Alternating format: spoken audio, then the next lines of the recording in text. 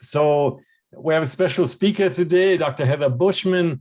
And before I introduce her, let me give you a bit of background while we're doing this. So as you know, this is our monthly career development club here. We mix it up between individuals presenting projects and approaches to grants and papers and ideas.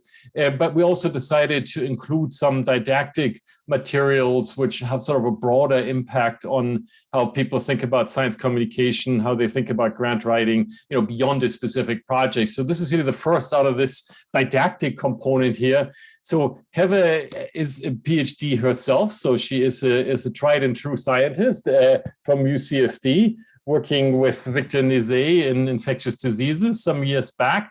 But then she took a different path from most of us who stay in science one form or another.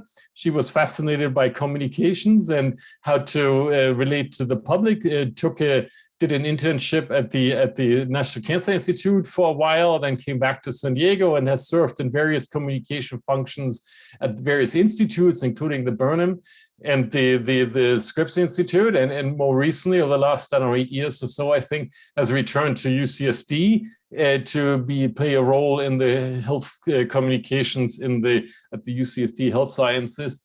And so she has a lot of background and experience on how to talk to different target groups.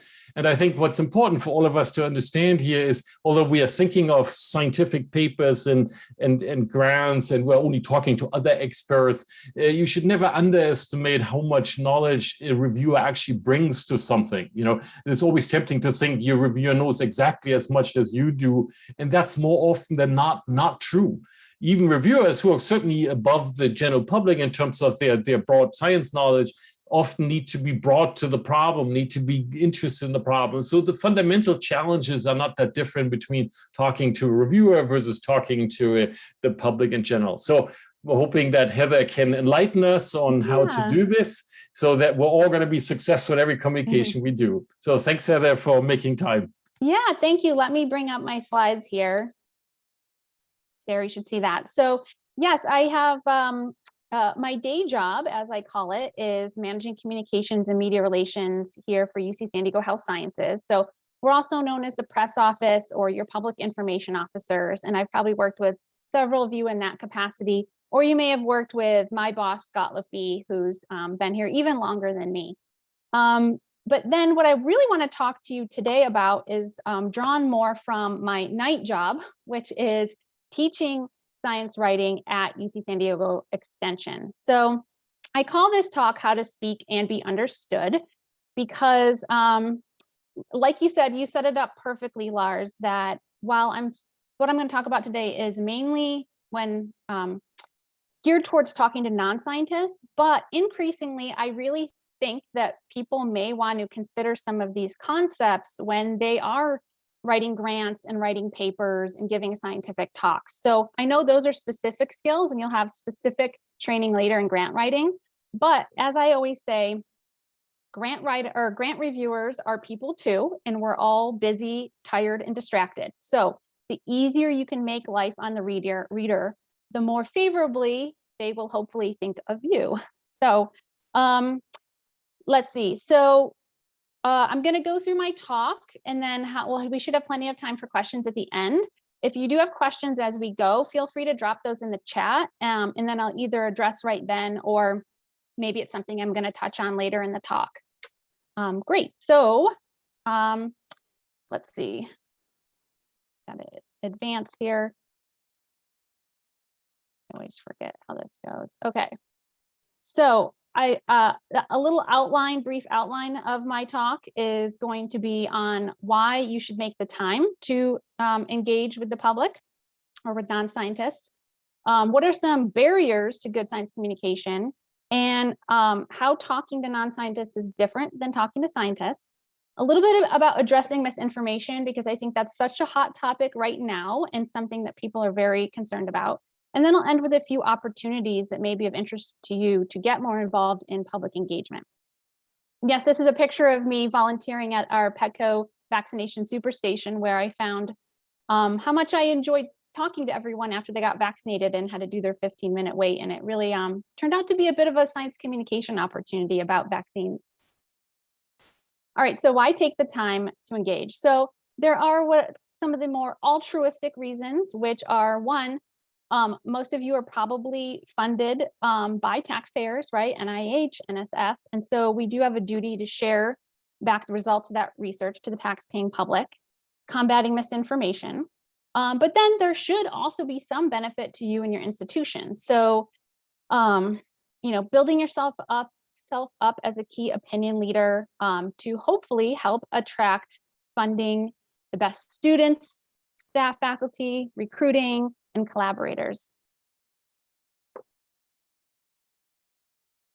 All right, so there are what I think of as 3 main barriers to good science communication. In this little cartoon here, we have this, he's labeled as a gobbledygookologist, and he's saying once we prognosticate how upturns and downturns impact short and long-term earning data, we'll generate a position paper. So this is exactly the kind of thing that people make fun of, because that's a lot of times what scientists sound like to them. So why is that? Well, there's these 3 reasons here, and I'm going to go over each and a little bit about how we can overcome those barriers. So the first barrier is eliminating the curse of knowledge. The curse of knowledge is that you, the scientist, just know too much. So it's sort of the idea of once you know something, and especially if you know it as well as you know your own subjects, you can't imagine not knowing it. And so this is why a lot of times I'll talk to people and they may think they're putting something in lay terms, but they don't realize that things like cell signaling pathways is not a household term. So, it's to overcome this is not easy, but it helps to have a beginner mindset. So thinking about not just the lay public as this amorphous mass, but think of one particular person who represents someone who represents the type of audience you'd like to reach. And really, and if you know that person, it's much easier to understand and appreciate what they know and what they don't know, what terms they might know and what they might not. I hate the term dumbing it down, because 9 times out of 10, your audience is very intelligent and well-educated. They just might not be in the specific area that you're an expert in. So a lot of times it's just a difference in language, right? In science, we have so many terms that are unique to a discipline that other people just don't know. And it's just a matter of making your work more accessible, not dumbing it down. So, I mentioned how we're all busy, tired, and distracted, and we all want to be educated, inspired, and entertained. So I can't emphasize enough the idea that when you're talking to a non-scientist, really the main thing you need to get across to them is why they should care right from the get-go. So eliminating the curse of knowledge.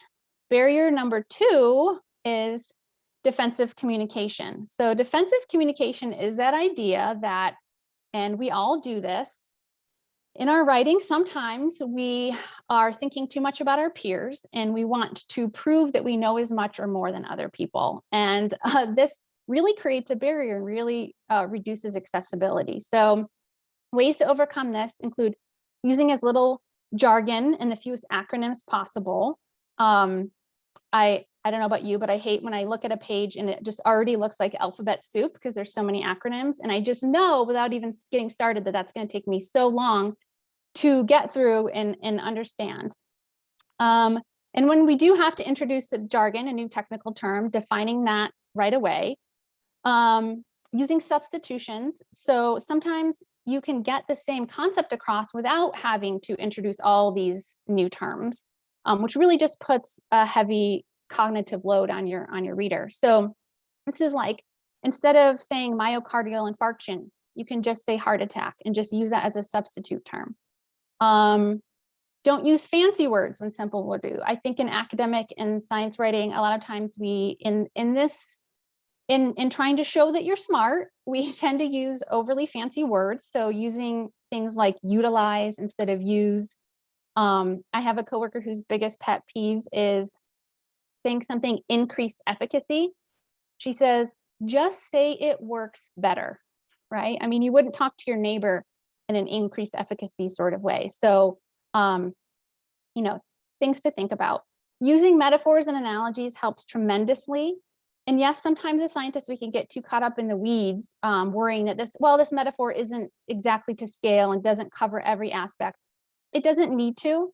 Really, metaphors are just, it gives your reader an anchor to hold on to, something familiar. I always say, just keep giving your reader something familiar they can really hang their hat on, and then stretch to something new from there, something familiar, stretching to something new. So if you will take a minute to read this tweet that I took a screenshot of here to yourselves, it makes more sense if you read it to yourself. And you'll see exactly what I mean about acronyms and how you're really asking a lot of your reader to remember what all these things mean as they go on, especially pages later.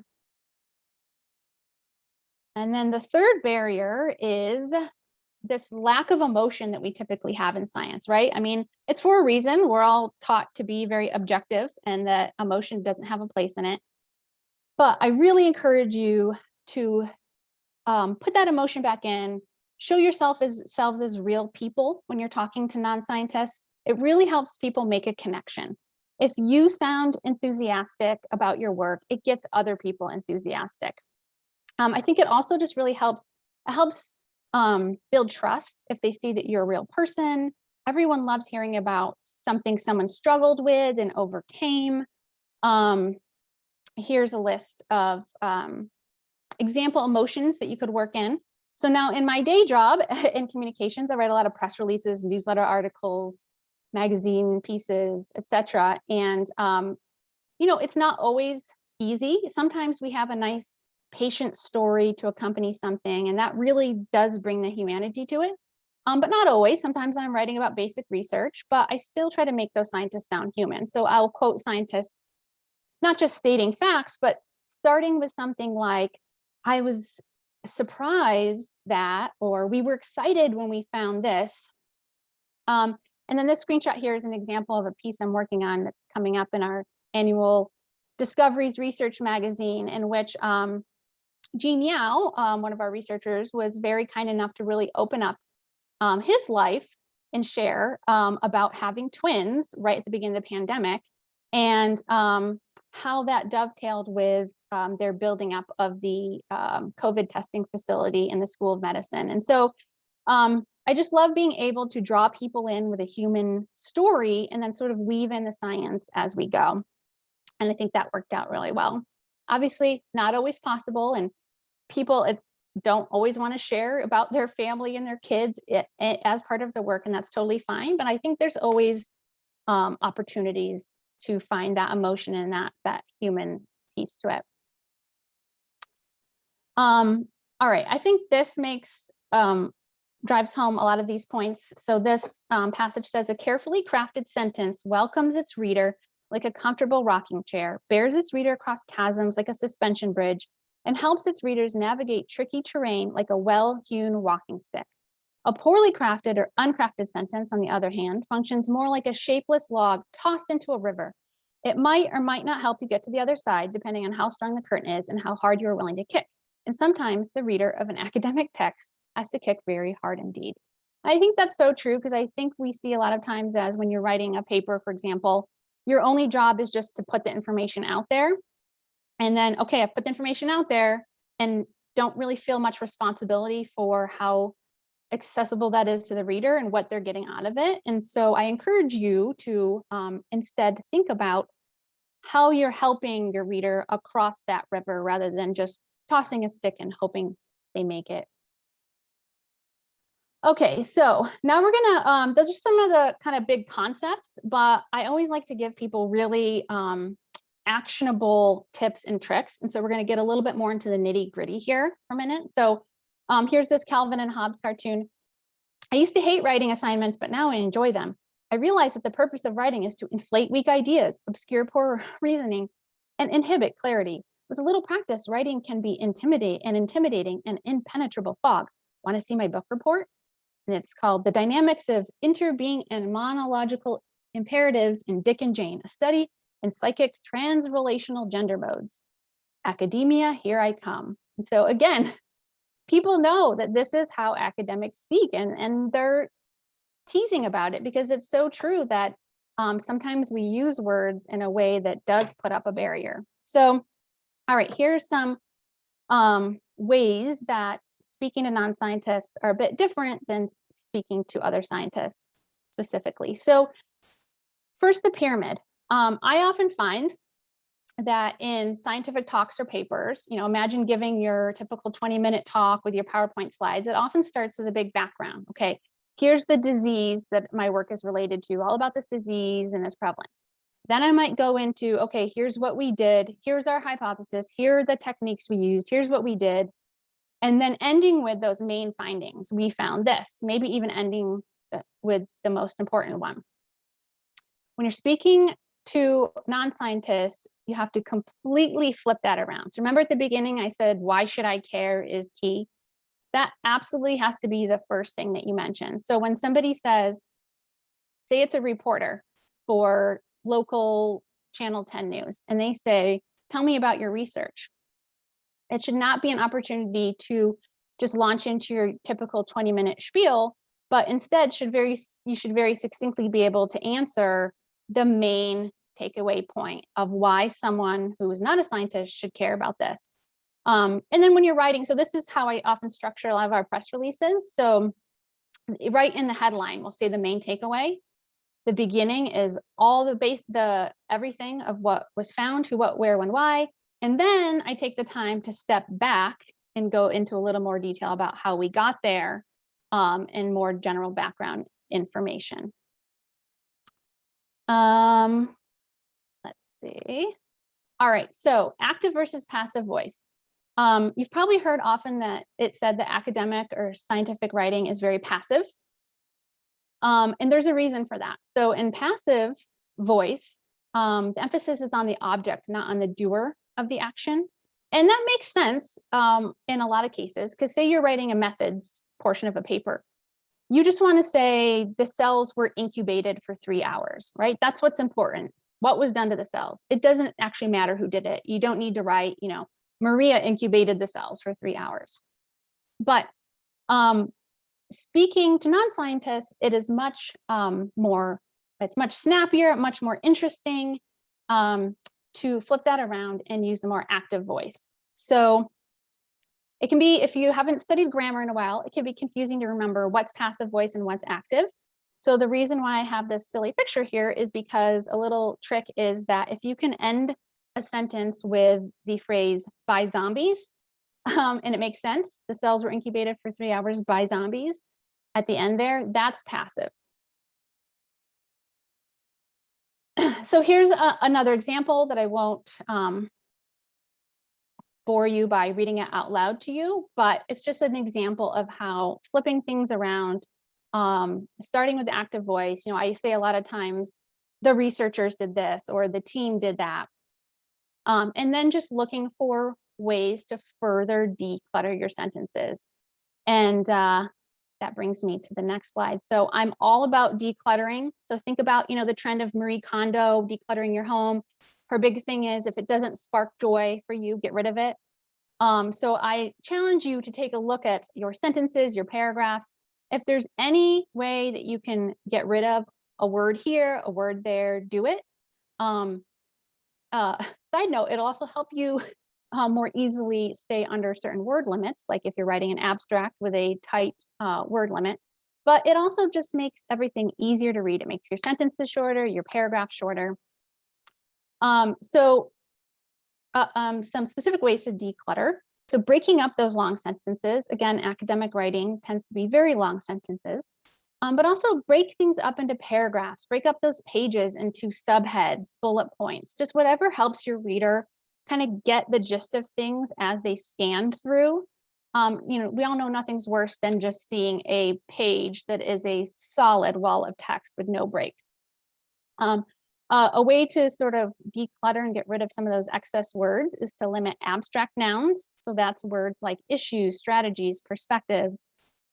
Eliminate nominalizations. So this is something that I didn't even know had a name, but it's when we turn verbs into nouns. And for some reason, we do this a lot in academia. So for example, instead of saying our discussion about the matter allowed us to make a decision on the acquisition of the new X-ray machine. Sounds like a normal sentence you'd read anywhere, but how much easier is it to read? We discussed the matter and decided to buy the new X-ray machine. So that's converting those nouns back into verbs. And then finally, limit prepositional phrases. So that's all the, the of, before, in, on, around, but especially of. So this is the best writing advice I ever got. I used to have a post-it note on my computer with this of with the line through it as a reminder. Just challenge yourself. It's almost like a little game, I think, sometimes. If you look at a sentence and you've got the word of, maybe you have the word of multiple times, try to find a way to rearrange that sentence to avoid using the word of, and you will find that your writing is automatically more active and simpler and easier to read. Okay, so let me check my time here. And I don't think I see, kind of have Zoom minimized here, but I don't see anything in the chat. But all right, so this is the part where I'm going to speak a little more specifically about addressing misinformation. Specifically why people believe misinformation, what doesn't work, and what does help. Unfortunately, I always warn people, there's no magic button, there's no special secret that I could give you, unfortunately, to just say, if you always do this, people will always change their mind and automatically believe you. I wish that were the case. So first of all, why do people believe misinformation? So I think it's tremendously helpful to understand this because it helps you understand your audience. And if you know why they believe a certain thing, it can help you to best understand how to address that. So I won't go into a lot of detail on each of these things, but there are a lot of cognitive things we all do as human beings that can lead to this. So anchoring bias, we tend to put the most stock in the first thing we hear about. Think about, at the very beginning, experts were saying we should not wear masks outside the healthcare environment. And so, a lot of people, they stuck to that, put the most stock in that. And so it's hard to then go and keep changing that recommendation. As human beings, we all like things to be simple and have an explanation. And so it's hard to deal with uncertainty and constantly changing information. It just really is. I know I suffer from confirmation bias. We were, as we were talking in the beginning, Lars, about how these days there's so many places to get your news and information, and we're all seeing different places. Well, part of this means that we tend to seek out evidence that supports our already existing beliefs. And you can always find them on the internet, no matter what you believe. You can probably find some evidence to support that. And then there's motivated reasoning. And I think this is huge, especially now, and especially in our political climate, that holding on to a belief, it can be hard to let go if it benefits you to believe that. And that's especially true when you think of social groups. So right now, there are certain social groups. I know in my own friend group, we all tend to have certain beliefs, right? And so my beliefs is what helps me belong in that group. And if I were to suddenly change my mind radically and start suddenly believing vaccines were bad or something like that, I would probably start to lose that friend group, and I wouldn't belong anymore. So all of this is to say that if someone does not listen to your information and believe you and believe the data, it is not because they're not smart enough to understand it. That has really just been proven again and again not to be the case. Oh, I did want to say, if you want to read more about this, this article called "This Article Won't Change Your Mind" in The Atlantic is fantastic. Also a great example of just storytelling in science. There's so many anecdotes and historical references. And this is where I learned a lot about these biases and motivated reasoning. So what doesn't work? Well, just providing more facts does not work. That's called the deficit model, this idea that we're all just walking around as empty vessels waiting to be filled with more information. Again and again shown, deficit model does not work. Debunking myths. There's actually some, it's not quite settled at the moment. There's some back and forth on this, but we all think, oh, we just need to write a myth debunking piece, like myth 1, COVID vaccine affects fertility, and then debunk that myth and explain why that's not true. Well, unfortunately, by repeating those myths, sometimes you're actually just helping people. That's what they go away remembering, right? Is the myth. You're basically reinforcing the myth or giving people the idea that, oh, I didn't know that some people believed that. Maybe there is something to that. So it can actually have the counter effect. Obviously, being condescending and name calling and just alienating people is not going to work. You know, if I say, well, I have a PhD in molecular pathology and you don't, so you should believe me, is not going to win me over any friends. And then, oh, there's a thing here.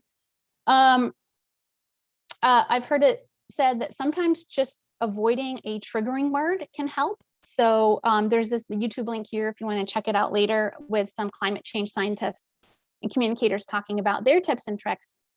And I was fascinated by this woman who's a meteorologist in Arizona. And she says, if she even says the word climate change, she's just going to automatically lose like half of her audience. So she'll just talk about the topic and how it affects real people without actually using those specific words. So crazy as it is, she is probably reaching more people by taking that approach. Okay, so what does help? Okay, so if being condescending and alienating people doesn't work, what does is building trust, being transparent, and being human, being empathetic. So finding a place to connect and opening with that first. So if I wanted to talk to a bunch of other moms about why I think COVID vaccine should be mandated in my kids' school, and they didn't believe that, I might start by first just talking about how we all have concern for our kids and we all want them to be safe. You know, and once they realize that you are empathetic and listening, can tend to be more opening to hearing other arguments. So let's see what else here. Along these lines, so this example on the right is from a blog post by one of my former students, Ari.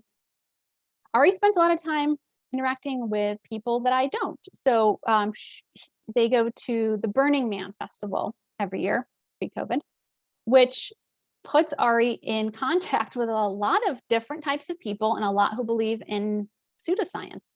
Well, instead of saying, well, I'm a chemist and I can tell you crystals are not going to cure your depression, Ari instead starts with her magic words, which is, I'm glad to hear that work. Ooh, I went ahead too far.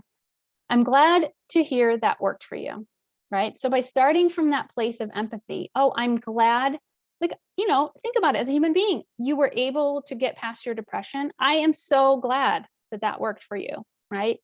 And then that opened up a conversation where Ari was able to go on and explain, you know, I personally wouldn't do that. And, you know, here's evidence for these other things. And if those crystals stop working for you, I encourage you to try these other things instead. And just end up having conversation that they wouldn't have otherwise. So let's see, some other things that have been shown, and there are people who do research on these things. So here are some evidence-based ways for helping people change their minds. One of them is this idea of inoculating against misinformation. So if you give people a heads up on what they might encounter and why it's incorrect, and also even just educating people on what are some of the common argument fallacies or techniques that people peddling misinformation might use. So explaining how to keep an eye out for cherry picking information, for example, can help people look out for that ahead of time. And then nudging them with reminders to be on the lookout. So I actually do this occasionally on my personal Facebook page. I'll share something that's, you know, ways to spot misinformation, or just, you know, reminding people, maybe not having a direct confrontation with my aunt directly, but just in general saying, hey, don't forget to, you know, check the validity of that before you share it. And here's some things to look for. Okay, and then finally, I wanted to share with you a few opportunities for putting some of this in practice.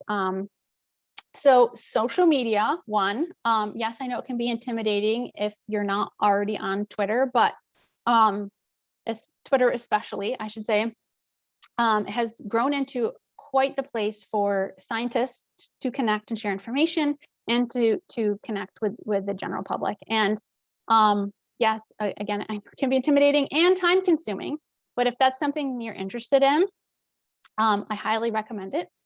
There's something that the Fleet Science Center here in San Diego used to do. I'm not so sure on the status since COVID, but they used to have a program called Two Scientists Walk Into a Bar, and they were always looking for scientists. And they would just partner with lots of local breweries, and they had a whole schedule. And in each of these dates, they'd have two scientists sit at the bar with that sign. We're scientists, ask us anything. And it's really just taking scientists out to the people, right? Like you're already selecting, if you're just standing at the museum, you're already selecting for science interested people who are seeking out science information. But if you instead go out where people are and maybe not expecting to engage with science, can be very fun and effective. Something that has actually existed before COVID, but probably benefited even since, is a program called Skype a Scientist. This is a national thing. And they're always looking for scientists to sign up and be available to Skype into classrooms and various community groups to talk about their specific topics. The Conversation is a website that is specifically for academics, so anyone with a university affiliation like you, to write opinion pieces for, and they have great editors who will work with you to do that. And then they have partnerships so that many times those pieces also get syndicated in traditional mainstream media outlets. And then similarly, you can always write an op-ed. So especially here at the Union Tribune has quite a robust op-ed page. And we've had, especially in the last year, many of our faculty members writing op-eds. So especially if you have a topic you feel passionate about. And then, of course, work with us in the press office. So we are here to help you when it comes to working with media. So we are constantly pitching story ideas and experts to our media contacts. And you can find at our newsroom, which is health.ucsd.edu/news, is where kind of all of our press releases and things are that you can view. And there's also a link there called Contacts for Journalists. But that lists each of us on my team and the different beats we cover. So we each cover different specialty areas across the entire health system and School of Medicine. So you can find your best contact there, though you can always reach out to any of us and we will redirect you if needed. We work very closely together, and those beat areas are not set in stone. So we're often kind of sharing things and depending on workload and staffing. And then also on Pulse, our intranet, at the brand site, there is a link for guides. And if you go down to, there's social media guides as well. But if you go to the media guide, you will find a very helpful PDF about working with our office and the kind of things we're looking for, and some tips and tricks specifically for working with media. And then we also have kind of a fun media training video there as well. Let's see. And then speaking of media, our office is not meant to be gatekeepers between you and media. I think that is the case for a lot of PR departments in companies, but not here. You are free to talk to media. You may be contacted directly by media. That's totally fine. But we do ask that you loop us in so that we're aware. We can keep an eye out for things to put in our weekly in the news email. We can also help advise you. I do a lot of vetting for people. A lot of times faculty will get weird requests and they're not sure if it's legitimate. They're not sure if it's worth their time or not. So I can do a lot of vetting for you because I've probably come across a lot of these things in the past. We've worked with a lot of media. I can give you advice on how to work with particular reporters if we've worked with them before. So especially local reporters that we know very well. And then finally, just talking to the people in your life can be science communication and public engagement. So, maybe less again in COVID times, but we all have hairdressers, Lyft drivers, people sitting next to you on the airplane who are, ripe to be engaged with various topics, especially if they're, oh, what do you do? Explain that you're a scientist. Great opportunity to touch base with people outside the sciences. Okay, I think we're perfect on time as I planned. Are there any questions? Thank you, Heather. So yeah, if anyone has questions, chime in, put it in the chat box, whatever you have. Could be anything. Heather is clearly able to handle the whole public, including us. So Yeah. anyone, I have a few, but everyone have any? Hey, Oh, Manuela. Manuela. Yes, hi, Heather. Hi. So it was really lovely. So actually very useful. I have actually a couple of, I just want to know, like in your case, for example, how did, my first question, I guess, how did you go from being like, a scientist at the bench Yeah. and Yeah. how you went to improve your communication skills to the point that you can write something both, for, you understand the science, which is, I mean, terrific because, when I work with people that don't understand the science, that's really difficult to make them then translate it to a general audience. So that's one question. And my other, actually, I don't know if it's really a question or it's a thought, is like, one of my concern, for example, for engaging with the general public, is that I don't know if you experienced this or somebody experienced this here, but the fact that it can be kind of difficult because some people are, I mean, there are lots of issues with potential people threatening people, and this has increased tremendously during COVID. Like, people that promoted COVID vaccine, now they have to have a bulletproof office door. I mean, this is in Texas. It's not like, and other places, or in Italy, like somebody who's been like promoting the vaccination is like physician scientists, and now, they threaten his daughter, his wife, he has to have the police taking him home. So I wonder, I mean, this is something that scares me, to be honest, to be more involved with the public, because, I'd rather be an anonymous scientist and nobody knows who I am. And, maybe I do a couple of those things, but I don't want to risk my life just to engage the public with things that I don't think. Absolutely. Absolutely. And unfortunately, that is a concern that we have to think about. So yes, I should have mentioned that when I talked about social media, that you really have to think about how far you're going to go and what your risk tolerance is, right? And I mean, as far as risk, sometimes it's really 9 times out of 10, it's really just going to be maybe mean people and trolls responding to your tweet, and you can, hopefully build a thick skin and ignore those. We locally have not heard anything about, more in-person threats and things like that. I will say, if that does happen to you, please don't feel like you need to manage that on your own. So the university is here and can provide some support. So it does remind me, not necessarily social media related, but we had a case a couple years ago where a faculty member's slide from a class of theirs, just a class they were teaching, a student took a picture of that slide, sent it to a pro-life influencer that they knew, who then shared it on Twitter, and it went bananas because it was just completely taken out of context and interpreted to be as, these liberal university professors, teaching, this not pro-life agenda, I guess. So it became kind of scary for that faculty member, who fortunately was not on any social media platforms himself. But he was worried, and then we engaged with him,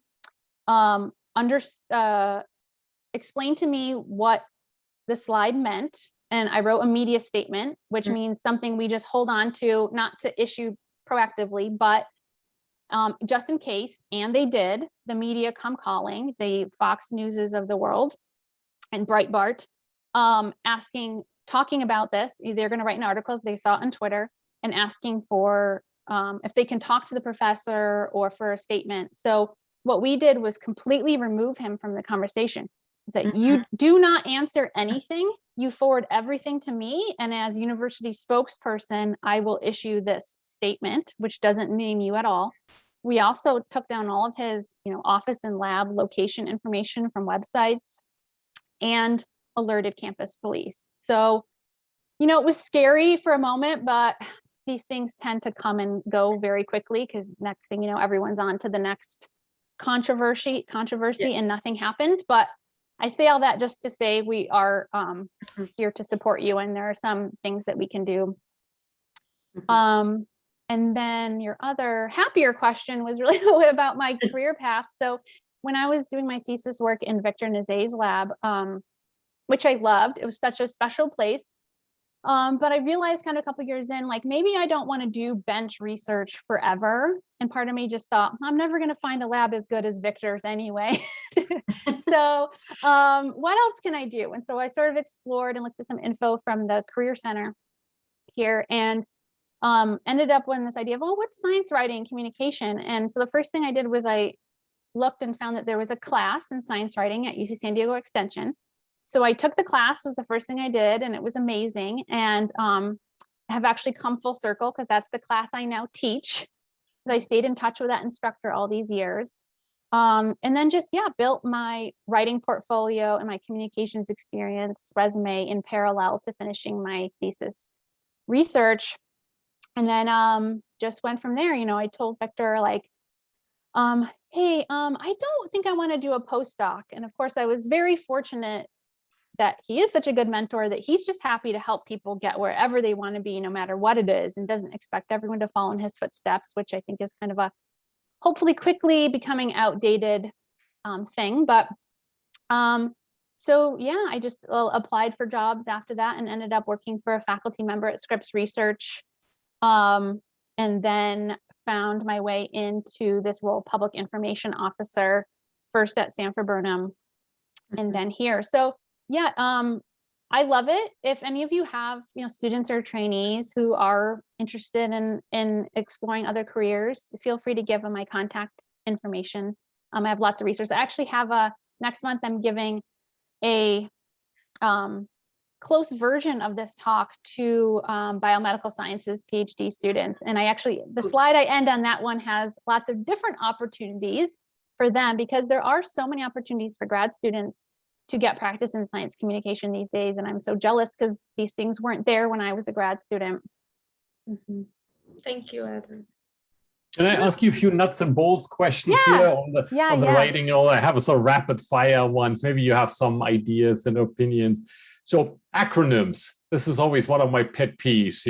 What's the threshold? 1 use, 2 uses, 50 uses, ever? Yeah. Is there ever a good reason to do it or not? This affects everybody, not just public communications, but, grant writing, paper writing. Most journals discourage acronyms, but I can't tell you how often I see it in grant proposals that people use acronyms, and I've forgotten what the acronyms mean. So I have to go back digging around somewhere to find the definition. I hate it. Yeah. Any guidance on what's too much, or is your answer is never ever use an acronym, period? Oh, we always have to sometimes, right? And so if I'm writing a press release, and that's typically 2 pages at most, I try to use, in the first page, I will hopefully introduce only 1 or 2. But then also, if you think about it, if it's only going to be 2 pages total, how often is that word actually going to be reused? So if I'm going to use a term a lot and it's very long and complicated, I might use the acronym. But if the acronym just stands for 2 or 3 words, and I'm only going to use that term once or twice more in that piece, there's no harm in just spelling it out at each use. So yeah, I just think, especially in an intro, when you're trying to I was just reading an abstract this morning of a paper, and just that abstract has like 5 acronyms being introduced. I feel like a paragraph should have maybe 1. But I know it's tricky, especially if you have something very technical and complicated. But I think there's also no harm in, even if you're going to introduce and use that acronym, maybe reintroduce it on each subsequent page, so that the reader doesn't have to keep going back and reminding themselves what it stands for. Okay, next one. Simple sentences. I have seen papers written which say things like, success came quickly, period. That's sort of the shortest version of it.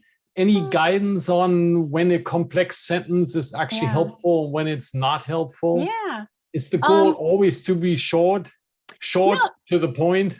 It totally depends on what you're trying to achieve, who you're talking to, what your topic is. So, you know, all these rules are always meant to be broken or always have cases where they're going to be broken. I think if you write in all very long sentences, it's very difficult. But on the opposite side, if you're writing in all very short sentences, it just seems very abrupt and staccato. We as human beings we crave variety. So I think just mixing it up, you know, if you happen to have a fairly long paragraph, make the next one pretty short. If you have a pretty long sentence, maybe have that be the only long sentence of that paragraph, but just, you know, variety is good. It's kind of similar to how, you know, I said to reduce the use of passive voice when you're addressing a non-scientific audience, but that's not always going to be the case. And I'm never saying never use passive voice, but just to be conscious of why are you using it and when is it serving the right purpose. So I have this example that I read to my class where I read a paragraph about a tornado destroying a town. And first the paragraph is written all in passive and then all in active, and then ask which one sounds better. And it's actually all passive one that sounds better, because in that case, we don't really care so much about what the tornado was doing. The tornado, you know, blew away a bus. The tornado destroyed the town hall. We care about the effect of that damage. So it was much more impactful and emotional to say, you know, the town was destroyed by a tornado rather than the tornado. So there's always a time and a place for these things. You know, I always think your writing can have a bit of a heartbeat. So specifically if you're talking about a very urgent problem, and you want to convey that sense of urgency, maybe you do use a lot of short sentences because it really gives that sort of faster tempo feeling to it. So, and then I always tell people, don't worry about all those grammar school rules that we learned. They don't apply anymore. So you can start a sentence with the word and or but. You can have a paragraph that's just one sentence. You know, I always encourage people to just sound conversational, right? So we start sentences with and all the time. And sometimes that's just the best way to present something. So don't feel like you're bound by these rules. I often use just one sentence standing alone rather than a paragraph, because that's something I really want to emphasize or something that presents a bit of drama. Yeah, hopefully that answered your question. So what's the diversity argument? So what do you make out of going back and forth between active and passive? You know, so just to keep it interesting rather than, you know, passive all the way or active all the way. Yeah. And also, so I don't think there's any set formula of how many per sentence. And also passive voice can be used very effectively to help keep what I call the reader's gaze coming along with you. So again, think about that sort of you're leading your reader by hand across a river, you're building a bridge and then leading them across. So every time you're ending a sentence, if you end a sentence, I like to give them something familiar and then maybe end the sentence with something new I've introduced, a new term I'm going to define. But then start the next sentence with that and bring them on to the next thing. To use just completely active voice all the time also might just mean that every sentence is starting with a new concept, and that's just too hard to follow along the story. But if you're like, you know, Timmy kicked the ball was blah, right? So then you're ending with the ball, but then starting with the ball next, even though you're going active, passive, but it really helps keep your reader following along carefully rather than just throwing out new things one after the other. And it's hard to follow the sequence of events. Final one here. What's your take on the royal we? We did this, you know, this is pretty common in science writing. Yeah. But instead of saying the investigators or the whatever, I mean, talking in the third person sounds even odder, you know, the investigators who were us. Oh, you should, if you're talking about your work, you should definitely say we. I'm writing about other people's work, so I usually say the researchers did this or the team did that. But I think we is great because, again, it's you're real people doing something as a team. So you're in favor of we? Okay. Yes. All right. Michael, did you have some? I saw you unmuting. Hi, Lars. Yeah, thank you. Heather, thanks very much for that presentation. I thought it was really, really useful. I'm a junior faculty in the Division of Cardiology at UCSD. And so I've had some early experiences since joining the faculty with interacting with media. And one of the questions I had for you was, how should the relationship work between somebody like me and the point person at UCSD and the reporter with respect to sort of who controls the work at what stage? Because one of the concerns that I had in a prior experience was I do the interview and then I get like one opportunity to review the transcript, and there were a couple errors and I try to fix them, and then I never see it again until it's published. And then there was an example where it was a very minor thing, but I was like, that's not exactly how I would have phrased that, but it's kind of too late at that stage. So that publication, was that something UCSD put out, or was that a media outlet? A media outlet. Okay, that's what I was hoping. That's what I thought. So yes, if you're working with our office and if we're writing something about your work, whether it's a press release, a blog post, or if we're interviewing you on our podcast or making a video, we will always give you the opportunity to review and incorporate your edits. And sometimes that just takes one pass, sometimes it takes back and forth, but we want you to be happy with what we're putting out, right? I mean, we're all working on the same team and we're working for your employer, and how weird would it be if your employer was putting stuff out about your work that you didn't agree with? So we try to be all on the same page. Not to say that we don't make mistakes from time to time, but yes, it is a little trickier when working with outside media because of freedom of the press. So the fact that you even got to review anything is special. Normally, most editorial rooms, most newsrooms, most editors actually have rules that they cannot, the reporters are not allowed to share anything with the source before publication. And I mean, it's for a good reason, right? I mean, as you can imagine, anytime someone's given the chance to look at something, you're going to want to tweak it. You're going to want to tweak your own quotes to make yourself sound better. And that's just not journalistic practice. Sometimes what I do appreciate is when they at least send a few bullet points or a few sentences for fact checking. Mm-hmm. That's helpful. They usually don't want you to review quotes because they are verbatim repeating something that you said. But yeah, I think that that's something that we try to remind people, is that when working with outside media, you may not get any chance to review before it's published. It's just out of our hands, but that's why we try to help you ahead of time to prepare for that interview. We have that media training video on Pulse that I mentioned. Now, if something is truly factually incorrect, we'll always go back to the reporter and ask for a correction.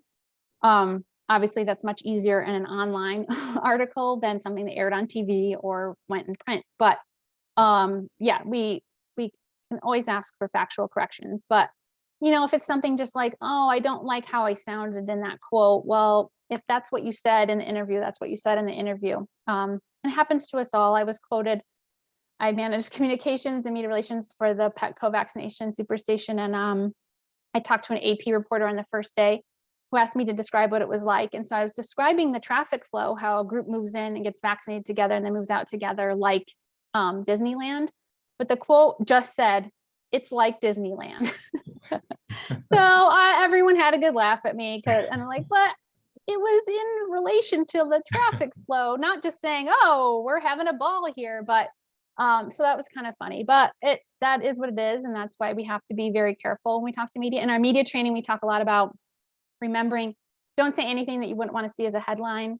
The media can be friendly, and a lot of times they are very friendly to help you be relaxed and open up, but they're never your friend. Anything you say is fair game. So yeah, it can be nerve-wracking for that reason, but with practice, hopefully it gets easier. But yeah, if anything's factually incorrect, definitely let us know. Thanks, that was really helpful. Good. You mentioned op-eds. What's the process for op-eds? Yeah, you just send something cold to the newspaper, or is it like in back and forth, and they have to accept it and say, we like the idea, why did you write something? How does it practically work? Good question. So it can work a variety of different ways. The thing about op-eds, and again, we work with the Union Tribune op-ed editor a lot. The thing about op-eds is they're usually very timely and topical. So it does take often a very quick turnaround, like, hey, everyone right now is talking about booster shots. I have something to say about that. Well, if you take weeks to write it, it's not really newsy anymore. And so they're probably going to turn you down. But what you can do is you can either come to our office and we can connect you with the editor and help try to coordinate that. Or, I mean, you're all just individual independent citizens as well, or residents, sorry, people living in our community, who are free to reach out directly to the editor. A lot of newspapers and media outlets will have a page about op-eds that tell you exactly what they're looking for, like, and how to submit one. So like the Union Tribune is 750 words max, 3 authors max listed on it. And they like timely topical things. But especially if it needs to be a quick topic, we can just go to either us or you can go to the editor first and say, would you be interested in an op-ed? Hi, I'm this person with these credentials. Would you be interested in an op-ed on this particular topic? And then maybe she says yes. And you can say, great. She'll say, yes, can you write it by Friday or something? And then you can decide if you want to do that. And then for op-eds, they tend to publish them as is because they're written, it's a first person thing.